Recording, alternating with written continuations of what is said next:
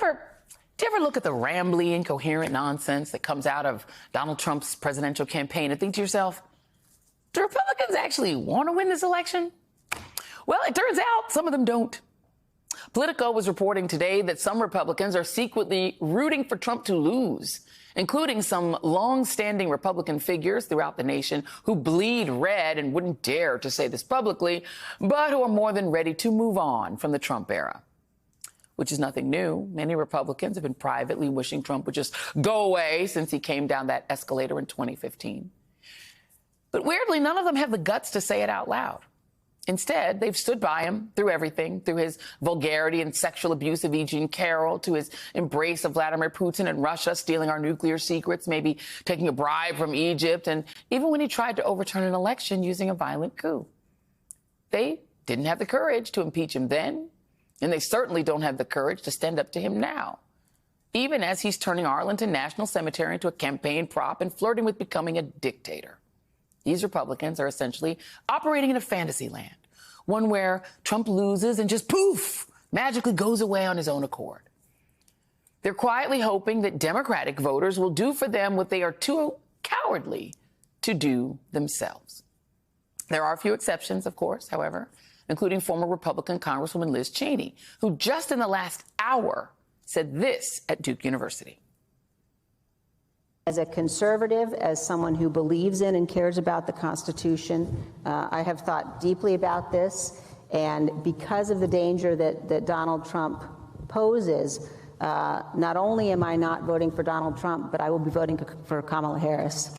Joining me now is Matthew Dowd, former Republican strategist and MSNBC senior political analyst. Matthew, it's always good to see you. If you had told me even 4 years ago that Liz Cheney, someone who stands at the complete diametric spectrum on the opposite of Kamala Harris and me and most people who probably watch MSNBC, would be endorsing the next, the Democratic candidate for president, I would have said, get out of here. Not possible. But here we are.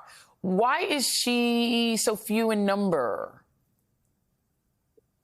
Because she put country over her personal ego and personal power. That's kind of why it is. The gutless sort of confederacy of Republicans, which is a majority of the leadership, refuses to put the country first, like Joe Biden did in what he did a month and a half ago. And that's why they don't understand it. That's why they think it's some big mass machination or something. They don't understand that there are actually some people who believe in something more than personal power and personal ego. Yeah. And Liz Cheney, I've known Liz for 20-something years. I did debate prep with Liz for her father's debate back in 2004.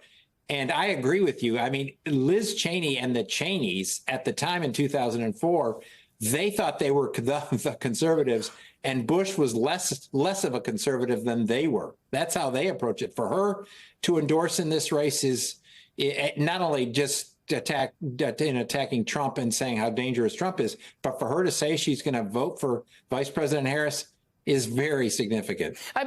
Not only that, I mean, Jimmy McCain, John McCain's son, has switched parties to become a Democrat and will vote for Vice President Harris. Let me like Adam Kinzinger. Adam Kinzinger is as conservative as he is a right-winger, y'all. Let's just be very clear. He is a conservative. Here he is calling out someone else that I know that you know, Condoleezza Rice, who was National Security Advisor to President Bush, George W. Bush.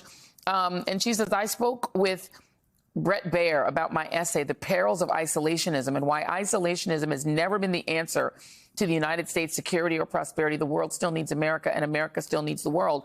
Adam Kinzinger responded to that and said, it's time to speak up and do more. You're not fighting against isolationism. You're fighting against Trump. You need to say this out loud. No more straddling the fence, Republicans. You're for Trump or against him. Pick a side. And to go on from that, Matthew, this Politico column today, I found to be one of the most embarrassing statements of cowardliness that I've ever heard of.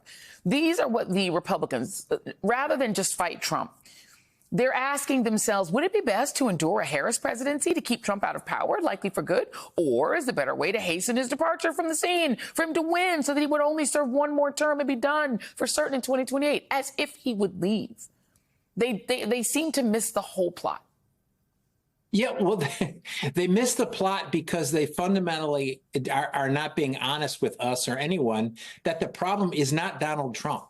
I mean, yes, Donald Trump is a proximate problem, but the problem is they have a base of their Republican Party. They have who's been lied to, who's been told things that are completely untrue about Democrats, about the world, about the health care, about everything. They've been lied to over and over and over again. Now they've created this monster, and they think, okay, now the Democrats can cut the part of the monster's finger off, but the monster is still sitting over there with 9 fingers and 10 toes and huge limbs that they have not dealt with. And they created this problem. They want the Democrats to try to temporarily solve it. Yeah. But even if the Democrats are able to win and solve that part of the problem, they got the problem is that any other candidate is going to need to act like Donald Trump until they tell the base the truth. And Condi Rice is one of those people. Where is she? Where is George W. Bush? Where are these Republicans who used to be the center of the party? They're so quiet, Matthew. Well, I have to tell you, there's so many people in this last 10 years, as I know you have, that have disappointed you in their inability to show leadership in a moment in time when all Americans should care. 2 of the most that I've been disappointed are 2 people that I've worked with, Condoleezza Rice and George W. Bush. George W. Bush and Condoleezza Rice both know better. Mm-hmm. They know Donald Trump. They know the damage he's doing to the country. They know what he's done to the Republican Party. They know all that. Yeah. Why do they not? You know, somebody'd have to interview them and ask them directly why they don't speak up and say something in the course of this.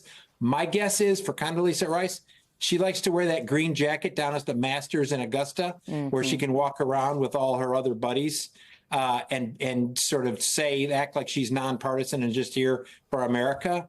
But at this moment in time, those 2 who I know are probably, to me, the most disappointing in leadership in this country. Yeah, and we don't have time, but we could go on about the rest of that article, saying that they're actually counting on Vice President Harris winning and then stopping her from being able to accomplish anything, thinking that, then we'll get the House and Senate back. That's the most cynical crap I've ever heard. They don't even want the country to succeed. They just want Trump to go away, go away, go away. That's not how it works. Matthew Dowd, my friend, thank you very much. You never disappoint us. Thank you.